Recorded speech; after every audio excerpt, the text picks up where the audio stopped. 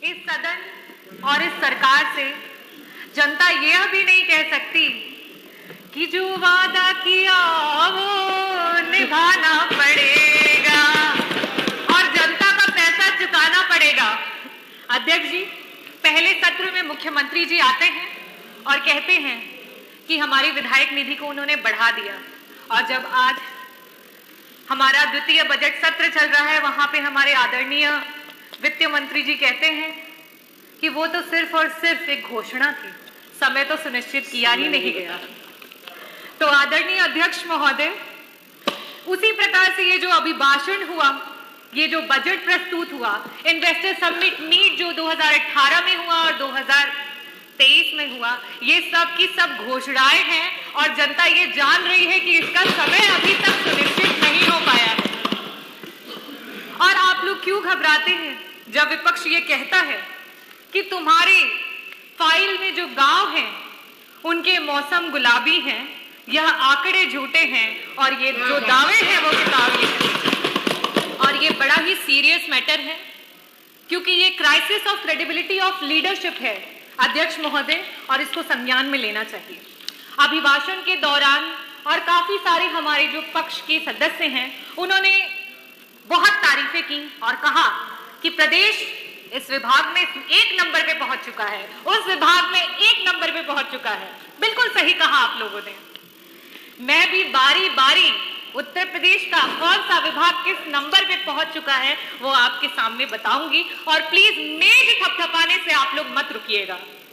कल उप मुख्यमंत्री जी बहुत तारीफ कर रहे थे, अपने नंबर ऑफ सीएससी पीएससी की बातें कर रहे थे। मैं आपको बताना चाहूंगी, और ये जो आंकड़े हैं मैं टेबल कर दूंगी अध्यक्ष जी, ये जो आंकड़े हैं ये आपके ही सेंट्रल की जो सरकार है उसके आंकड़े हैं, जो बताता है कि अगर हम मैटरनल मोर्टेलिटी रेट की बात करें, प्रसव और गर्भ की अवस्था के दौरान जो मृत्यु होती है, आज हमारा जो उत्तर प्रदेश है 167 पर लाख लाइव बर्थ हमारे यहाँ डेथ हो रही है। हमसे बेहतर तो बिहार है, हमसे बेहतर तो बिहार है जहां सिर्फ और सिर्फ 130 हो रही है।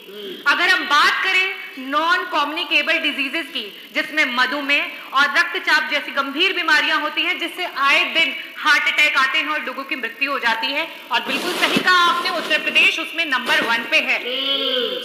अगर हम बात करें सीएससी और पीएससी की, तो नंबर ऑफ सीएससी पीएससी तो कम है ही है, लेकिन साथ ही साथ कम doctor, less than 50% of doctors में भी हम नंबर 1 है। अगर हम बात करें पीएससी और सीएससी पे मूलभूत सुविधाओं की, अगर हम बात करें ईसीजी मशीन की, जिससे कि क्विक आप कम से कम ये पता कर सके कि वो मायोकार्डियल इंफार्क्शन का पेशेंट है और उसको एक इमरजेंसी मेडिसिन दे करके 45 मिनट हाथ में अगर रख करके उसे एक हायर रेफरल सेंटर पे भेज सके, आज हमारे पास ईसीजी की भी सुविधा उपलब्ध नहीं है और हम नंबर 1 पे। अगर हम एमआरआई मशीन की बात करें तो हमारे पास लाइब्रेरी में भी यहां तक ये इंफॉर्मेशन नहीं है कि किन किन जनपदों में और सरकार के द्वारा कहां कहां एमआरआई उपलब्ध है, और हम नंबर 1 पे हैं। सरकार बात करती है पिछड़े और दलित के हक की और सम्मान की, और जब जाति जनगणना की बात आती है तो सर पे पैर रख करके भाग जाती है। आज जब विपक्ष ने बात उठाई कि जाति जनगणना करवानी चाहिए, तो आदरणीय मंत्री जी कल वहां बैठे थे और कह रहे थे कि बिहार की आप बातें करते हैं, बिहार तो बड़ा ही खराब है, बिहार में ये होता है वो होता है। बिहार अगर खराब है और उसके बावजूद भी अगर दलित और पिछड़ों का सम्मान कर रहा है, तो आप क्यों धर्म की राजनीति कर रहे हैं? आप क्यों नहीं सम्मान कर रहे हैं दलितों और पिछड़ों का? आप सिर्फ चुनावी दौरान में आपके कार्यकर्ता जो हैं वो जाते हैं ग्राम सभाओं में और दलित बस्तियों में, और मैं बताती हूँ क्या बातें होती हैं। पूछते हैं क्या भाई कौन जात हो, तो कहता है दलित हूं साहिब। कहते हैं अरे नहीं नहीं किसमें आते हो, तो वो बेचारा दुख का मारा कहता है आते हैं साहिब, आपकी गाली में आते हैं, गंदी नाली में आते हैं और अलग की हुई थाली में आते हैं साहिब।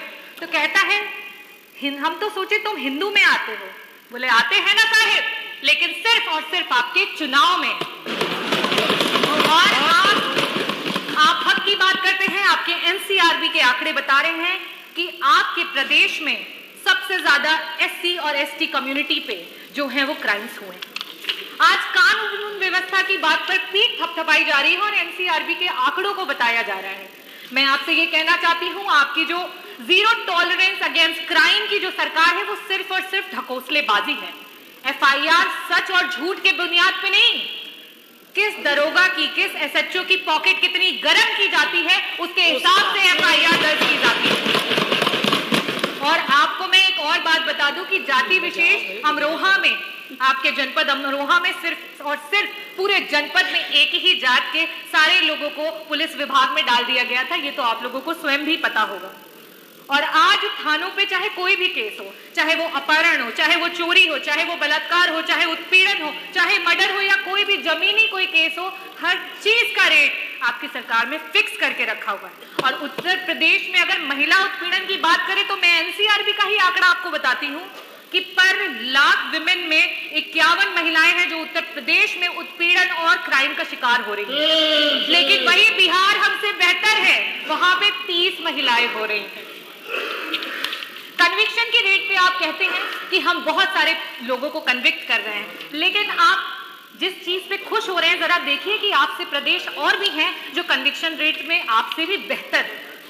आज आपका प्रशासन संविधान की धज्जियां उड़ा रहा है। संविधान जो कहता है कि अगर इंसाफ दिलवाने में कोई मुजरिम छूट भी जाए तो कोई बात नहीं, लेकिन किसी निर्दोष के साथ अत्याचार नहीं होना चाहिए। कानपुर देहात में वो माँ बेटी जिस तरीके से जल गई, क्या वो किसी तरीके से संविधान के अनुरूप हुआ? आज ये बुलडोजर सरकार है जहां सबने अपने होठ सी लिए, उस पे कुछ चंद लाइनें बोलूंगी। खामोशी ना ओढ़ो, तुम जुबान खोलो, इस जालिम हुकूमत के खिलाफ बोलो। यहाँ मजलूम हर रोज सताए जा रहे हैं, घर कभी गिराए तो कभी जलाए जा रहे हैं। धन्यवाद डॉक्टर रागिनी। 1 मिनट हो गया, पूरा समय हो गया, 7 मिनट 10 सेकंड हो गए। नहीं, श्रीमती रजनी तिवारी, धन्यवाद। मुझे लग रहा था आप बिहार में भाषण दे रही हैं। मेरी बात सारी करनी चाहिए लेकिन समय की सीमा। चलिए,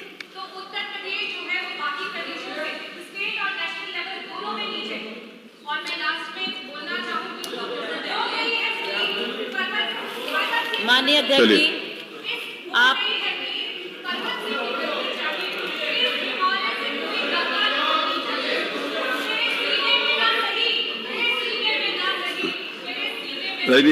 रजनी तिवारी, आग तो लेकिन जलनी चाहिए। माननीय अध्यक्ष जी, आपने मुझे महामहिम राज्यपाल जी के भाषण पर धन्यवाद। माननीय सदस्य करना है अब हमको, हमें कैसा भारत चाहिए।